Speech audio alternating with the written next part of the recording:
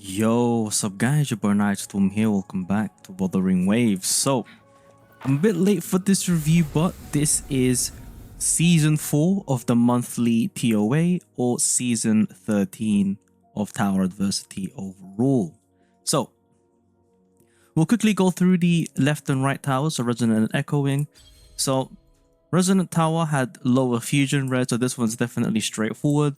Yinlin is back to being able to solo these second and third floors because there are no electro resistant enemies. And then first and fifth, obviously with my Changli soloing that, she is S6 R5 to be fair. Echoing Tower, I did switch. I used one of my Jiyan clears and took it out of the Hazard Tower so I can clear the Echoing Tower because we are up against Inferno Rider here. And I just wanted to make things easier for myself. And again, Yinlen can still solo the second and third floors. And then last but not least, Hazard Tower. As you saw in my previous video, I struggled a little bit on the second tower, on the second floor with the Jiyan team. But that was mainly because of using the wrong build, which I will show you in a bit.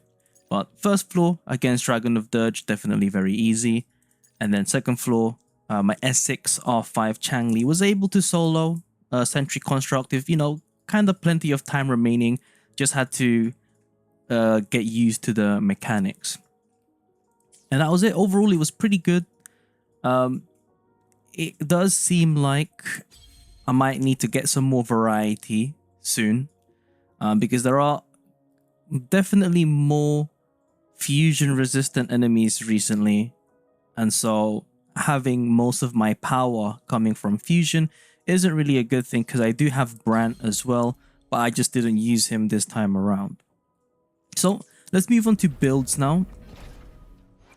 So we'll start off with the Changli. So she is probably my strongest built character in my account, and you know, dare I say, maybe the strongest Changli in the game. As you can see, R5, and these are her echoes. Nope, pretty good all round. Would be nice to have more crit rate, level 10 skills, and then sequence nodes. And then in terms of the Yinlin solo, this is basically her build since 1.1. I've never actually really changed it ever since then. But I mean, the build itself is good enough. I mean, I don't think it needs any more improving, to be honest. Again, level 10 skills instead of the intro. There you go, S0. And then the Jiyan team. So this is the build that was able to finish the second floor for Hazard Tower using the Nightmare Monkey and then these ones. I do use Energy Regen main stat for one of them, mainly because I'm finding it difficult to get Energy Regen on the other echoes without having to, you know, overly farm them for it. So I'm just using this one because it is pretty decent. Now, the build that I was using on him that was failing, because this did it in the first try of using this build, but the build that kept failing, I'll just, oh, max echo preset reached. You know what? That's fine. I was using the Wiwa Jiyan build. I was using this build for the second floor and it wasn't working. And that was because, well, the crit rate is below 50. And so even with all that crit damage, if I'm not critting, then there's really no point. And that was basically the main issue there. So I think the issue was because of inconsistency causing me to fail. So I'm just going to bring this back here. Now, technically speaking, I could use this build, but the energy regen is pretty low. So I kind of don't want to, you know, my rotations aren't really that good. So I'd prefer if I just use this one right here. And that's it for the Jiyan. Verena is still your usual, right? And I'm using crit rate Bellborn just in case. I mean, why not? Everything else is pretty good in terms of attack stats. Now, this should be changed, but I think this is because of Healer Brand that I nerfed that side. Again, level 6 skills except for the Resonance Liberation. I mainly did that to get as much coordinated attack damage as possible, but I don't think that's actually contributing anything into the game. She is S1, so the continuous healing does help a bit. I guess. And then we got Mortefi S6. Still working on making the Static Mist R5. This has basically been the only weapon that I've been pulling on. There is also the sword, right? I've been pulling this one as well, so as you can see, it's currently R2. But I'm going to be focusing on this first to R5 because I am still using Jiyan team. So having this would just help Jiyan a little bit more. And it also gives energy regen as well. Currently, I do have him on the Moonlit Cloud set. Level 6 skills with level 8 Forte Circuit and then level 10 Ultimate. Because it still does pretty good damage. Especially when up against like the monkey. I give this guy Fusion set and it's now dealing basically half the DPS that Jiyan does against that kind of enemy.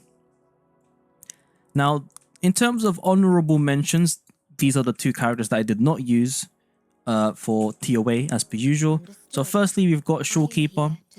I could improve her build sooner or later, but I don't think there's a need to right now.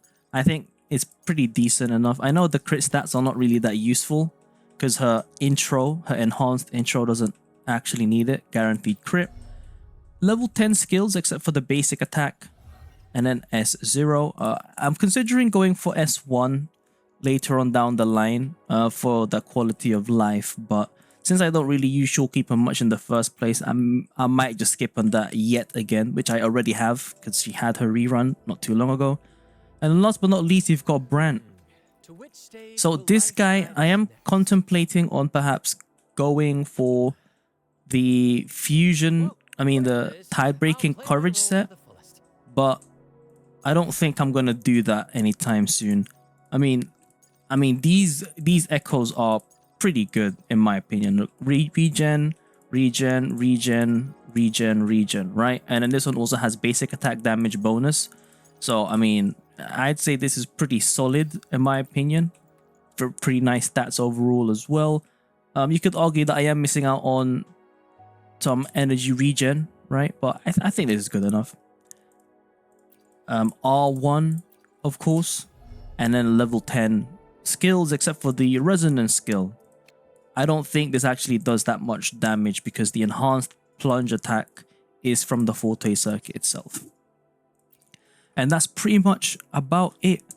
In terms of future plans, I'm considering on pulling for Cartethia, but there's a feeling that I might have to pull for Shakona as well, depending on, any further information that we get from leaks.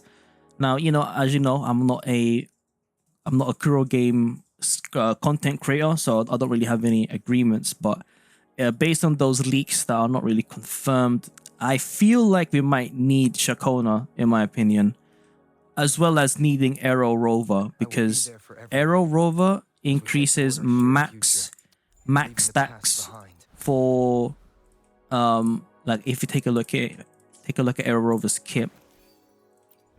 I believe it was was it Forte Circuit? Or was it intro? Nope. Was it the skill or was it the passive? Okay, it's somewhere here.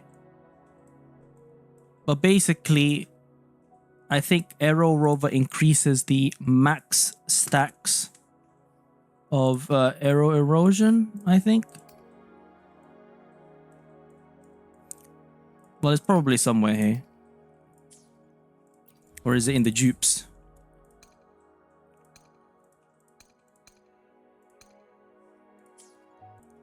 Oh, my bad. It was the outro skill.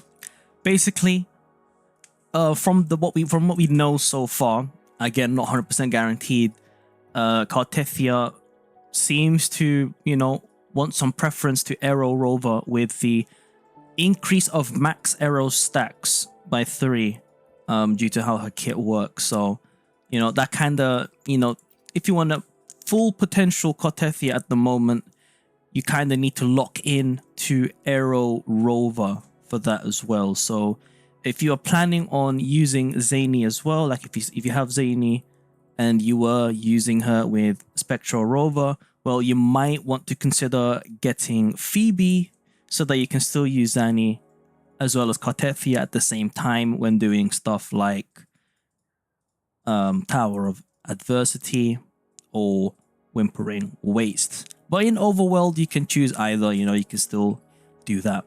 But yeah, that's pretty much about it for this Tower of Adversity. Overall, I would say it's fine.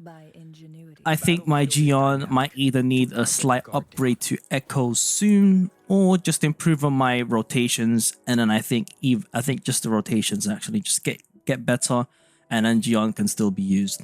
But yeah, let me know your thoughts. It's been your boy Nitrostorm. I'll see you guys in the next stream or video. Peace.